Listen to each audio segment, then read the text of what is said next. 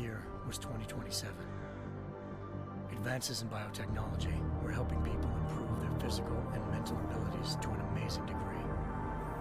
Provided, of course, they had enough money. A new breed of people was emerging, half human, half machine. And in Detroit, at least, not everyone was happy to see it. I'd just landed a job as head of security at Sarif Industries, a cutting-edge biotech firm. David Sarif himself handpicked me for the job, said he needed me to keep his people safe. My ex, Megan Reed, was one of them. Brilliant neuroscientist, Megan had found a way to make augmentation safe and affordable for everyone. All she had to do was present her research to Congress. But the night before her big meeting, my security measures failed.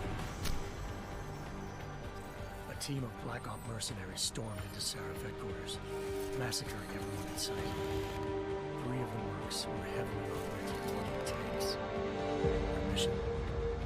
Take out Megan and her team. I tried to stop them, but their leader tossed me through a plate glass wall. Last thing I heard as his bullets slammed into my brain was Megan's dying scream. I should have died with her. Only I didn't. High-end military-grade enhancements saved my life. The best augmentation Sarif's money could buy. Took me half a year to get a feel for it. Should have taken longer.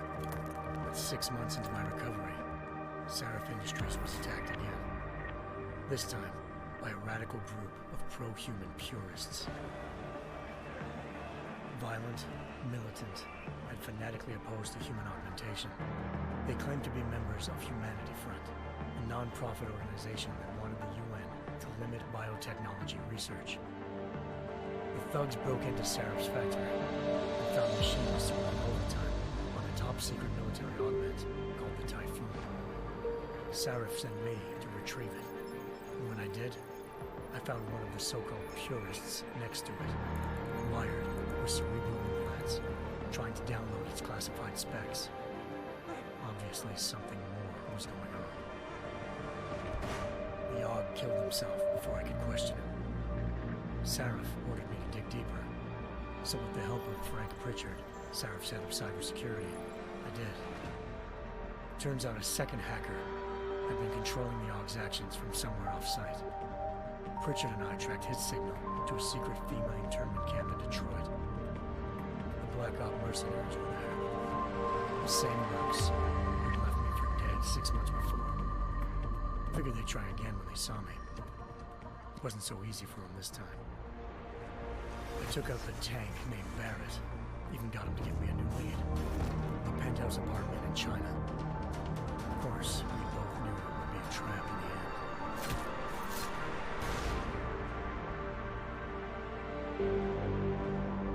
Hengsha Island, China. Home to a city so crowded, they had to build a second city on top of it. Trying to find clues in Hengsha wouldn't be easy. Lucky for me, I wasn't alone. Farida Malik, Sarif Industries' ace pilot, had lived in Hengsha before. A good person to have on your side. She knew enough about the place to get me around. Malik dropped me in the lower city, close to the penthouse Barrett had told me about. Bell Tower Associates, a private security firm under contract to the Chinese government, had agents tossing the suite when I arrived. Just not for the reason I'd been expecting. Turns out the man who lived there was a criminal hacker named Van Bruggen. The same hacker who had control of the Aug in Sarif's factory. Van Bruggen's panicked decision to force the man to commit suicide had been a mistake. Now his mercenary partners were gunning for him, and I needed to find him before they did. Locating Van Bruggen meant playing nice with the Triads, Hengsha's organized crime lords. They had the hacker holed up inside a low-rent capsule hotel. By the time I found him, Van Bruggen had no qualms giving up a roving fireman. Zhao Yu, president of the Taiyang Medical Corporation. According to Van Bruggen, Zhao wanted to monopolize the augmentation industry and had hired Black Op mercenaries to destabilize her competition. Sarif Industries was at the top of her list. To prove this, I needed to get inside TYM and grab a surveillance hologram off a server. I suspected Van Bruggen was hiding something when he told me this. Nothing could compare to what I saw. Megan wasn't dead. She and her 4 best researchers had been kidnapped, spirited away somewhere while their kidnappers made it look like they were dead. Desperate to learn more, I confronted Zhao in her penthouse. She claimed to be a pawn in a bigger plan, and hinted at a group so powerful it controlled global interests at a whim. Then she slipped into a panic room in the alarm, forcing me to make a very quick exit. I figured Zhao was lying. Part of her confession made sense. David Seraph had been worried about his people. So worried, he'd required all of them to have subdermal locator devices surgically implanted. The GPOs would have been broadcasting the day of the attack. But Zhao said a single call to Picus, the world's leader in global 24-hour satellite news, and turn those signals off. I needed to fly to Picus headquarters in Montreal if I wanted to learn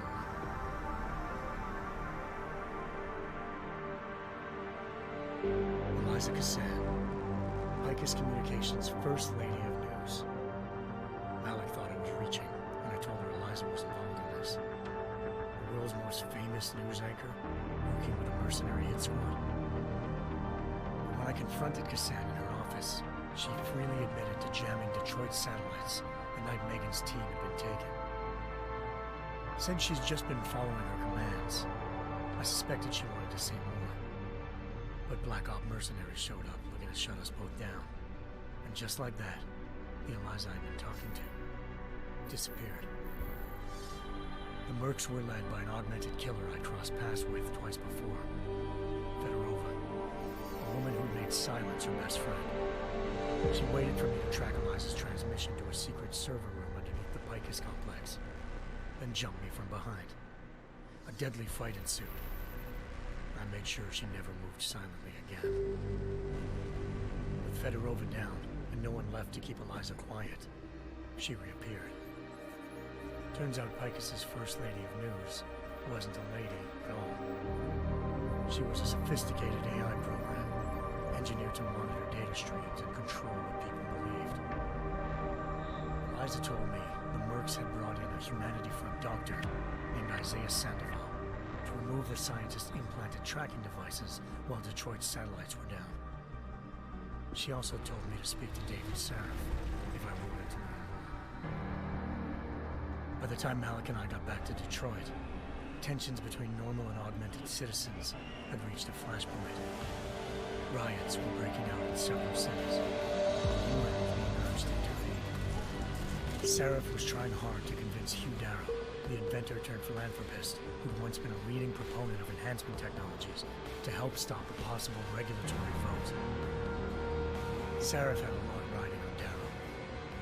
Megan's discovery would have given millions of people the chance to evolve beyond their normal human abilities, and at the same time catapulted Seraph Industries to the top of the Fortune 500. According to Seraph, Megan's kidnappers knew this, and didn't want people evolving unless they controlled how it was done. He called his enemies Illuminati, and urged me to keep searching. Determined to do so, I tracked down Sandoval via America's most outspoken augmentation opponent, Bill Taggart, Sandoval's boss and founder of Humanity Front. Sandoval admitted to operating on Megan's team when I confronted him, but said he hadn't removed their GPLs. He'd merely switched them to a different frequency. Pritchard was able to trace one of the signals to China. Malik and I immediately took off in pursuit. Unfortunately, the Illuminati were one step ahead.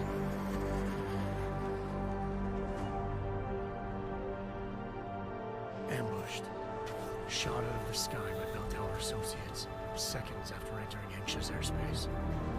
Malik's piloting skills saved me. After a tense and bitter struggle, I escaped into Lower Hengsha. The tracking signal I was following led straight to the Triads, or more specifically, to the augmented arm of Tong Si-hung, leader of a gang of augmentation harvesters.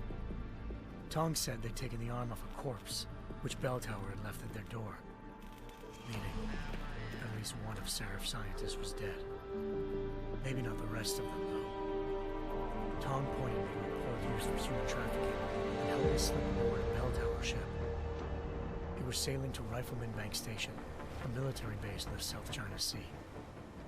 Bell Tower was holding kidnapped civilians as prisoners there, and using them to perfect the Hyron Project, a human-computer interface that left most of its test subjects dead. My search for Megan would have ended then, if not for a mysterious ally named Quinn.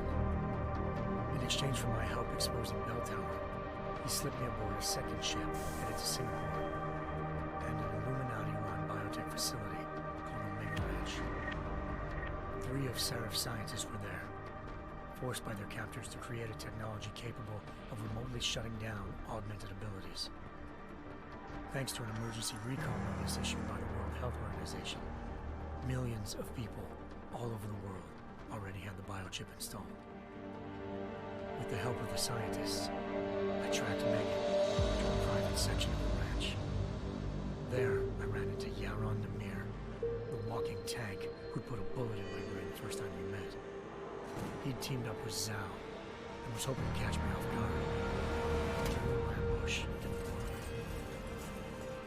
I found Megan in a suite belonging to Hugh Darrow, the billionaire philanthropist whom Seraph had called on for help. Darrow had convinced her to go along with the biochip plan by promising to sabotage the tech. As she was explaining this, Darrow appeared in a global broadcast, telling the world that augmentations would be the death of mankind. Then he activated the biochips to prove his point. All over the world, augmented people flew into a killing frenzy. Darrow had betrayed everyone, and it was up to me to set things right.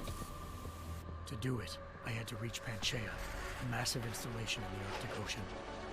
As I raced through corridors built by an all-augmented workforce, I saw death and destruction firsthand. By the time I shut down Darrow's broadcast, I knew the damage he'd done. Still, humanity's future remained unclear. How would the world react to the sabotage? Would people ever regain their faith in augmentations again? What would be the Illuminati's next move? Only time would give us the answers.